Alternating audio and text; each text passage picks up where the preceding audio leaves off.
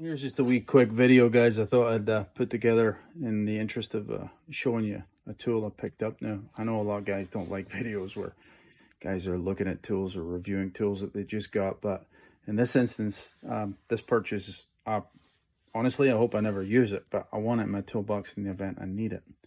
So in the last video, I've done the brakes on a vehicle and cut from the video, not because I'm worried about demonstrating my mistakes. If I was, I wouldn't be making this video. But I actually managed to buggerize a stud when I was pounding on the discs that were corroded onto the hub.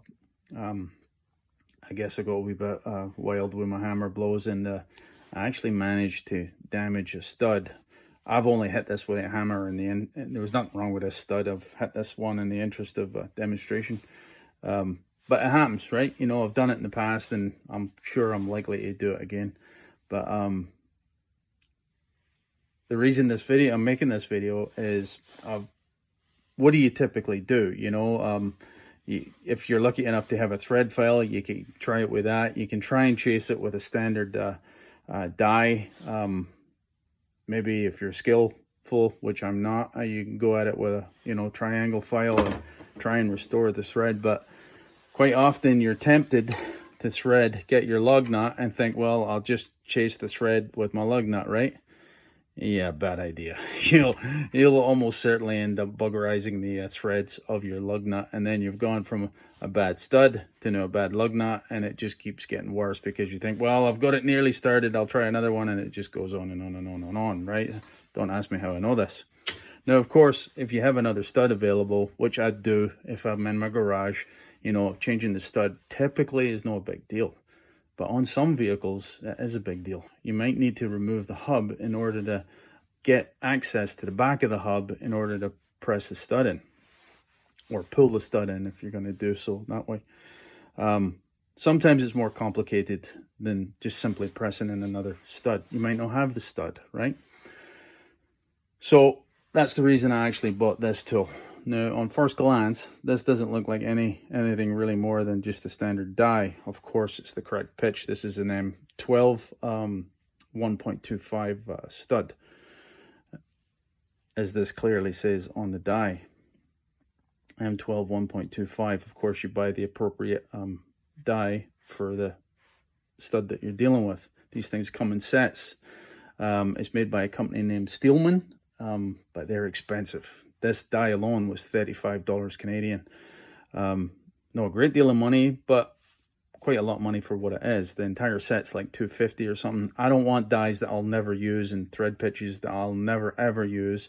And I really don't need another 1mm deep socket that you need to use with this particular size. Different size dies require different size sockets. So the idea behind this is it's actually a split die, as you can see here, and it's pinned. So there's two indexing pins, and the idea is you can pick up this damage behind the thread where it's still in good condition, assuming you have a section of the stud that is in good condition, and then you can simply, with your socket, dial this back, chase or restore the threads so you can use it and still use your lug nut, put your lug nut back on without any damage. Again, this can all be done in situ on the wheel, on the hub. Right, so I'm not going to get my tripod out because I'm too lazy, but what I'm going to do is I'm just going to clean the threads as per the instructions. Clean the threads on the stud, makes sense, right? Lube it. Yeah, this could be maple syrup, I suppose, but it is actually cutting fluid. It's not just a label. And I'll put a bit of cutting fluid on it, and we'll see if we can restore the thread with the die. Give me a minute.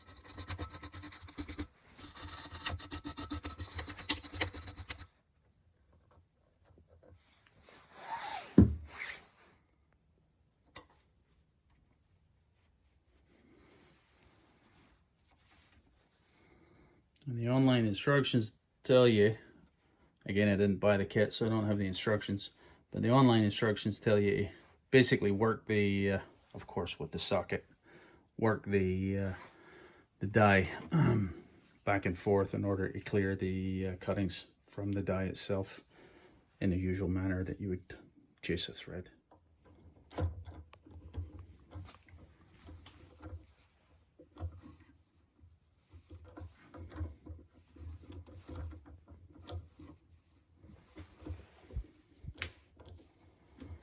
So there you go, guys. There's the stud repaired, and it's surprising how little material this die actually removes.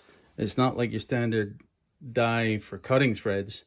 It's strictly for chasing the threads and removes only a minimum of material. I haven't cleaned the die here, guys, after it was used, and you can see there's really virtually no cuttings in there. The idea being to remove the minimum amount of material to keep the stud fit for purpose, of course, right?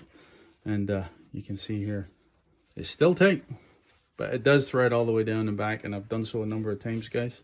Let me show you the threads in the stud. Don't know if you can see it very well.